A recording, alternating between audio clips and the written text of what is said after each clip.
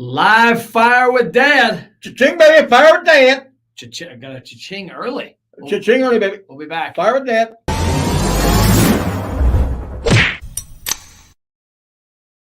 Okay, so we've had some feedback from our fan base. We have a fan base, Dad. I can't believe that. Well, it's Sam, your son. Oh, okay.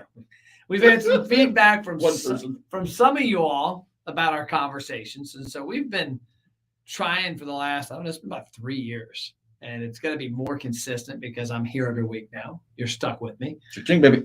And we got stories. Like the one thing that's unique, I think, and I don't know why people don't have these. Maybe we just done a lot more dumb shit or hired more Crazy guys. people. But we've been around a lot. So like last week we talked about when you almost got your ass kicked at Dick's Last Resort. In San Diego, baby. San Diego. I think it's San Diego. Oh, is it really? No, I just made that. Oh. So I think that's from Anchorman. So this week we're going to talk about 1, 2, maybe 3 stories. The first story, because I think one of the things that allows me as a business owner to relate a lot better to my customers is knowing the shit they go through. Oh. So let me paint the picture. If y'all remember back early on when the Hummer came out with the H2, they had the vision of the Hummer going through the desert, jumping stuff. We had 2 of them. So we went out and bought 2. Did we buy 2 right away? Or We one? bought 2 right away. Okay, we bought 2, and were they both yellow? Both yellow. Okay. So part of me thinks like they were the same one, but they looked identical. But yeah, so we bought 2 Hummers. We put Platts Pro Outdoors all over them. We had boats ordered to match that went to bass boat tournaments. Unbelievable marketing. Well, one day we have a boat down in Triton's factory. Where was Triton at in Tennessee? It was in a place called Ashland, I think. Ashland City, City, Tennessee. So The home of Earl Bentz. Earl Bentz, baby. So you just can't make this stuff up. So we have one of our employees, Eric Almy. I was gonna say we'll say Eric, leaving my name, but it was funny. It was Eric right. was a good employee. Eric was a ride or die guy, but he also just did some weird stuff sometimes. Well, he just like most 22, 23-year-old kids did a lot of things without thinking about it. And we probably gave a little too much opportunity.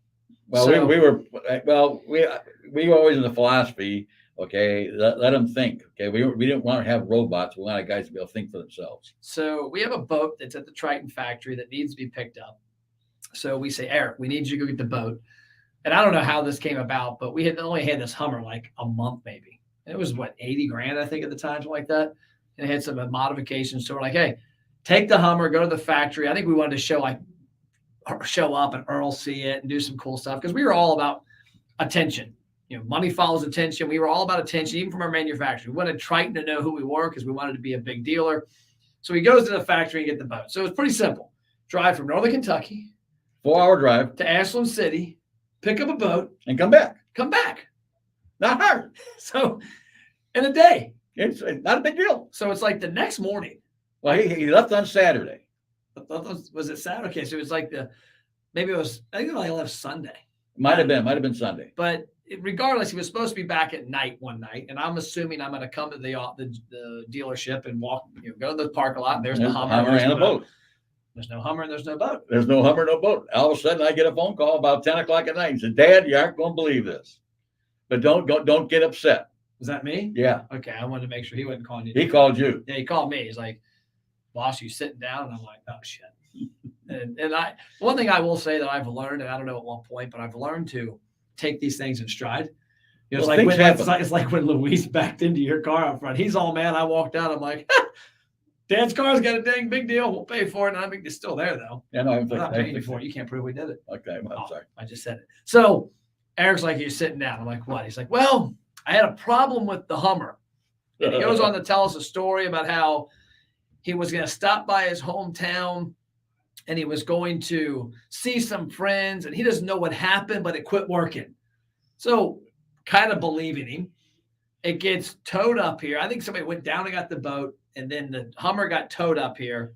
It goes to the Hummer dealership. Well, it has no axle. Yeah, the axle's broke. It doesn't work. Well, it's a little tough to run a Hummer without the axle. The axle's still in the forest where he decided that the Hummer would be able to climb anything and go over anything, even though it might have been a 2-foot log. So you just killed the story. I'm I was sorry. getting to that. So it's at the dealership and we're letting them know, hey, by the way, our employee's driving the Hummer. He was doing this, that, and the other, and they quit working, and they look at everything and they call us like, got bad news for you, man. Like this thing was doing some serious four-wheeling. I'm like, there's no way. Like this, Eric isn't dumb enough to take a brand new Hummer and he's on the route to get a boat and go four-wheeling. So I call him and he's like, what? Well, yeah, I wanted to tell you in person. Yeah. I did decide to show what it would do and blah, blah, blah. But long story short, the Hummer was destroyed. The axles were destroyed. Apparently it snapped. And the funny thing was, I'll never forget this because comes into truth in advertising, was that Hummer denied the original claim. And I made a phone call. And you called them up. You're like, hey, have y'all watched your commercial that's airing all over TV? It shows a Hummer four-wheeling through the desert. And I said to them, I said, sir, you may want to go call your attorneys before you decide to deny the claim. He said, what do you mean? I said, well, your Hummer's all over four-wheel. And I says, that's kind of called truth in advertising. And you actually have a comment in the commercial is that it can go anywhere. And so their tagline.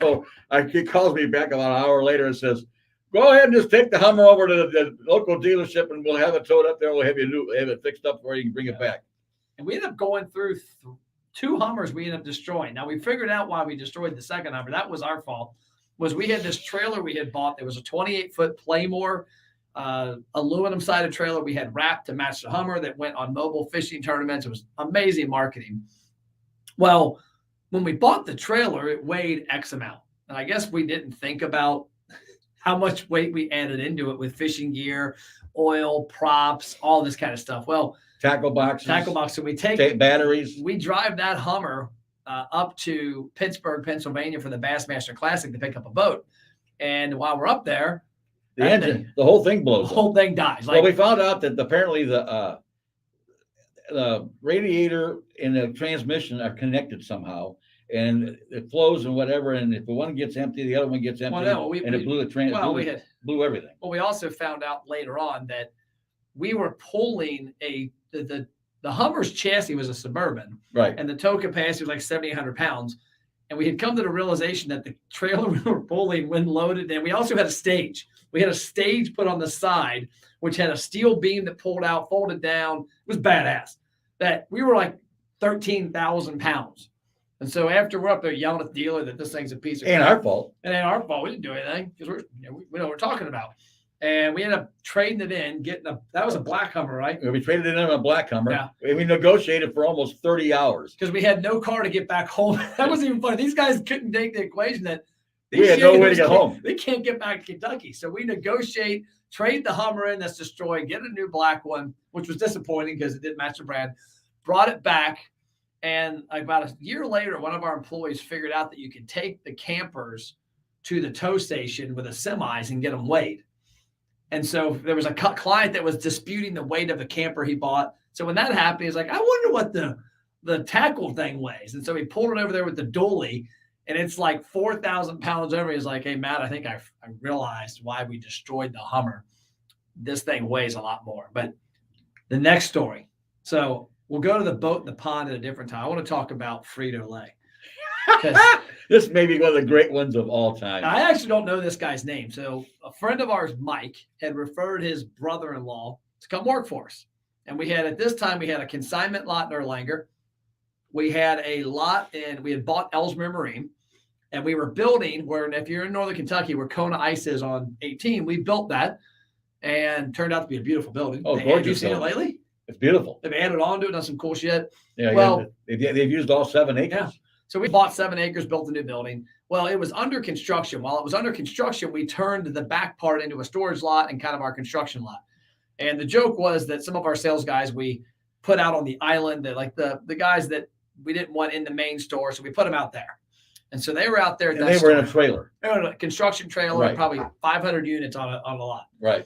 And we go out there, and so we get this guy who comes to work for us, and he shows up the first day, and you're not there yet. Well, we called him Frito-Lay because he had come from Frito-Lay. He worked from Frito-Lay. I think his name was Tom. It might have been. So he comes from Frito-Lay, shows up the first day of work, and you hadn't come yet. And he walks into me, and he's got flip-flops and like cut off khaki shorts and like a Bahamas type Tank top. tank, like, no, I take like a beach shirt, like the Right. flowers and stuff on it. And I'm like, they come up with a Jimmy Buffett costume. I'm like, wait, well, I thought you started today. He's like, oh, I do. What are you wearing? It's like, well, your dad said business casual. Like, business casual is a golf shirt and khakis And Like, tennis shoes, and maybe. tennis shoes. Like, what the hell are you wearing? And like, to know him back in those days, you would flip a lid. Like, you would be irate and shit would hit the fan. So I said, Tom, Frito-Lay, I need you to do a favor. I need you to go to Florence. Go to the new building. I want you to train with Larry and Jerry out there. And Larry and Jerry were like two cartoon characters. Jerry wore the same type of hats Dad did. Larry was a good old retired GE worker. Awesome guys, but sometimes not completely there with stuff. And so we send Frito-Lay out to the lot in Florence. Well, about an hour later, I get a call. And here's what happened in that hour. You remember this? Yes. Is that Frito-Lay goes out there and him and Jerry get hooked up. Jerry thinks Frito-Lay is a customer. Frito-Lay thinks Jerry's a customer. So for an hour, they spend showing each other boats and campers, And trying to close each other. trying to close each other on a boat sale. And then how'd they find? They walked in the trailer. I don't remember, but I know they walked in the trailer and it kept walking in and talking to Larry. And at one point, Larry looks at Jerry and goes, "What are you guys doing out there? Are you showing him our units like with inventory?" He's like, "No, I'm going to close this guy, man. He's closed." He goes, "What guy?" And he looks out right there. That's Frito-Lay. What do you mean? He started today. That's the guy Matt said was coming out. Like, that guy's working here? I thought he was a customer. So it's been an hour. And then Frito-Lay later on tells, "Oh, I thought he was a customer. I was trying to close him." it was a riot. I actually also heard something. One of them had called up and said, "Hey, I got a guy that's really hot on the line." Oh, yeah. Called up. So I got really hot here already. This guy, it was Jerry. And it was Jerry's, I got this guy's done. So I think these are the stories. Like, we've been told these are the stories people want to hear. We've done some unique crap. We've got some pretty funny ones, but Oh, there's some riot ones. There's some things that you just shake your head and go, "There's no way this could have possibly happened." there's a lot of them. I mean, Oh, I my remember God. the one time you had to bail one of our employees out of a strip club. Well, I had also had to bail one of them out of jail. Oh yeah. Yeah. I remember that one. I put him on suspension for a week, and he cried the entire time. Well, that was Eric too. I know. I remember that now. The best was Gary. Then we'll tell that story a different day. But we had to bail him out of a strip club because they wouldn't let him out. And we're like, "Where's he at?" They're like, "He's in the strip club." I'm like, "Well, can we have him?" "No, you got to owe us money." Like, I'd never heard of that. I'm like, Yeah, they were gonna let him out. okay, I guess we'll get your money. But we got a lot of stories like that. We're gonna spend some more time telling you fun stories. Screw business. We talk about business all the time. And these are kind of relatable to business because business it's all part of business. business owners got to deal with this shit all the time. Well, one of the things you got to remember, I think, is probably the lesson is this: things happen, but you can't change what just happened. You can change what happens in the future. Yeah. And you can't get depressed because those things happen. Like a lot of guys say, shit happens. I mean, we got Eric also backed the Airstream through like 30-foot window. Oh, also remember the guy that also the Airstream went down to the pit. Oh my The hitch came undone on the thing on the we'll cover forklift. that one. So maybe what we'll do is next week I'll come up with the best moments that we hit shit with an Airstream. Oh my God! That's all we got. Fire with Dad, baby. Cha-ching, baby. Cha-ching, baby.